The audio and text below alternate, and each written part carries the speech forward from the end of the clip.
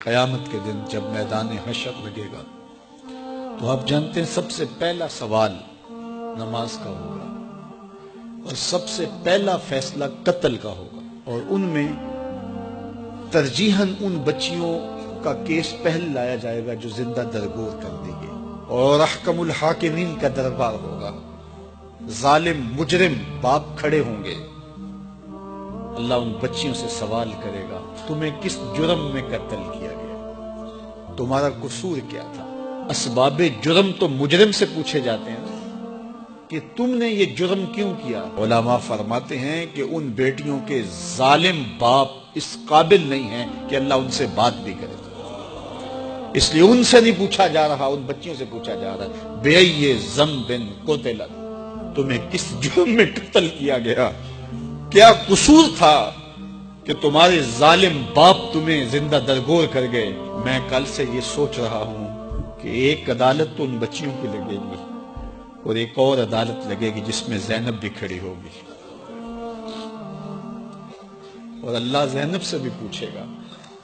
کہ 7 سال کی معصوم شہزادی جس کی زندگی نوچی گئی، جس کی آبرو نوچی گئی،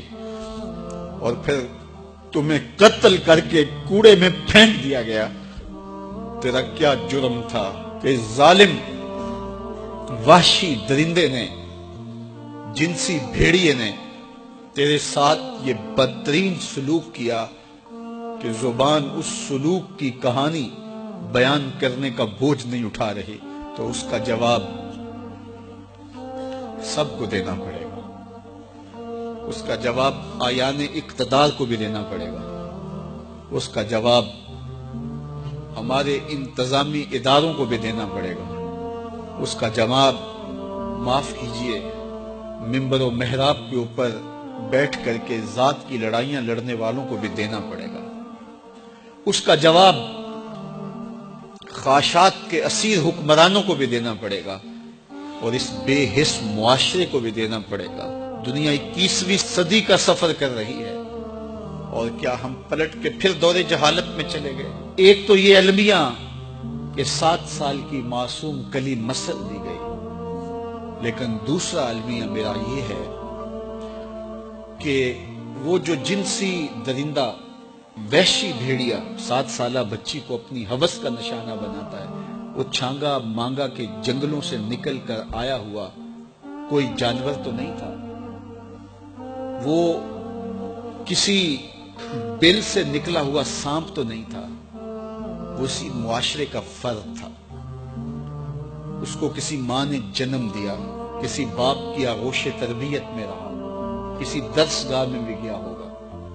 اس کے دوستوں کی بھی ایک سوسائٹی ہوگی،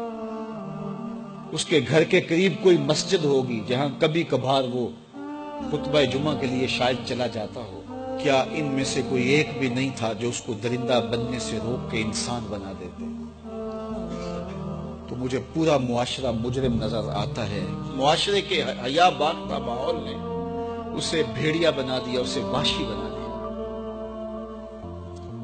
تو آج میں اور آپ دیکھیں ہمارے تعلیمی ادارے بچوں کو پیسے کمانے والی مشین بنانے کی کوشش میں لگے ہوئے، اور والدین کی بھی خواہش ہے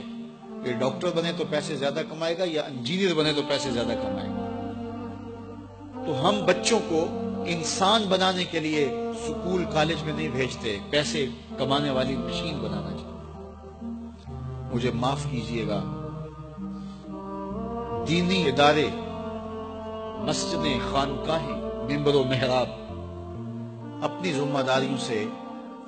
کما حقہ عہدہ برا نہیں ہو رہے۔ یہاں فرقہ وارانہ لڑائیوں نے ہمارے وہ موضوع چھین لیے جس سے قوم سازی کا عمل ہوتا۔ حکمرانوں کی شکلیں دیکھیں، ان کے مکروہ چہرے دیکھیں، اور ان کے رسمی بیان دیکھیں، پھر احتجاج کرنے والوں کو گولیوں کی بوچھاڑ سے بھون دینا، وہ فیض آباد میں ہوں یا ماڈل ٹاؤن میں ہوں یا قصور میں ہوں۔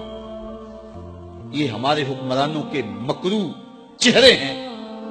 جس سے نقاب اتر گیا ہے، لیکن ہماری قوم پھر بھی ان کو اپنا نجات دہندہ سمجھتی ہے۔ تو پھر کاٹیے سزا، پھر ایک زینب نہیں گلی گلی زینب ہوس کا نشانہ بنے، پھر ایسے جنسی درندے گھر گھر سے نکلیں گے اور یہ معاشرہ انسانوں کا معاشرہ نہیں رہے گا، وحشیوں کا اور بھیڑیوں کا معاشرہ بنتا ہے۔ تو صاحب ہمیں اپنے آپ کو بدلنا ہوگا، اپنے طرز زندگی کو تبدیل کرنا ہوگا، اپنے انداز تربیت پر غور کرنا ہوگا، والدین کو سوچنا ہوگا، اپنی بیٹیوں پہ بھی توجہ دینی ہوگی اور اپنے بیٹوں کے تیور پر بھی نگاہ رکھنی پڑے گی۔